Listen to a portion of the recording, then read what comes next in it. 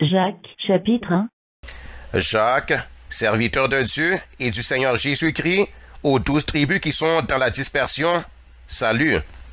Mes frères, regardez comme un sujet de joie complète les diverses épreuves auxquelles vous pouvez être exposés, sachant que l'épreuve de votre foi produit la patience. Mais il faut que la patience accomplisse parfaitement son œuvre, afin que vous soyez parfaits et accomplis, sans faillir en rien. Si quelqu'un d'entre vous manque de sagesse, qu'il la demande à Dieu, qui donne à tous simplement et sans reproche, et elle lui sera donnée, mais qu'il la demande avec foi, sans douter. Car celui qui doute est semblable au flot de la mer, agité par le vent et poussé de côté et d'autre. Que tel homme ne s'imagine pas qu'il recevra quelque chose du Seigneur. C'est un homme irrésolu, inconstant dans toutes ses voies. Que le frère de condition humble se glorifie de son élévation, que le riche, au contraire, se glorifie de son humiliation, car il passera comme la fleur de l'herbe.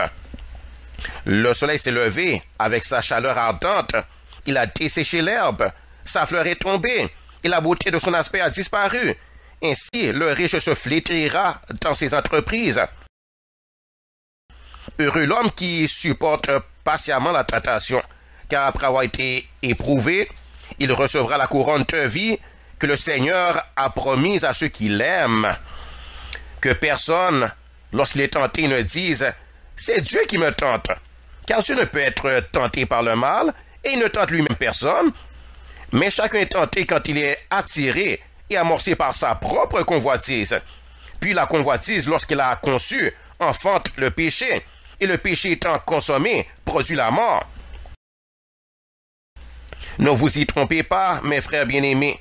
Toute grâce excellente et tout don parfait descendent d'en haut, du Père des Lumières, chez lequel il n'y a ni changement, ni ombre de variation. Il nous a engendrés selon sa volonté, par la parole de la vérité, afin que nous soyons en quelque sorte prémices de ces créatures. Sachez-le, mes frères bien-aimés, ainsi que tout homme soit prompt à écouter, lent à parler, lent à se mettre en colère. Car la colère de l'homme n'accomplit pas la justice de Dieu. C'est pourquoi, rejetant toute souillure et tout excès de malice, recevez avec douceur la parole qui a été plantée en vous et qui peut sauver vos âmes. Mettez en pratique la parole et ne vous bornez pas à l'écouter en vous trompant vous-même par de faux raisonnements. Car si quelqu'un écoute la parole et ne la met pas en pratique, il est semblable à un homme qui regarde dans un miroir son visage naturel et qui, après s'être regardé, s'en va et oublie aussitôt quel il était.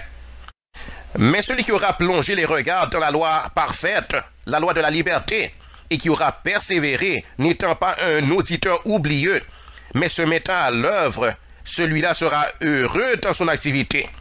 Si quelqu'un croit être religieux, sans tenir sa langue en bride, mais en trompant son cœur, la religion de cet homme est vaine. La religion pure et sans tache devant Dieu notre Père consiste à visiter les orphelins et les veuves dans leur affliction et à se préserver des souillures du monde.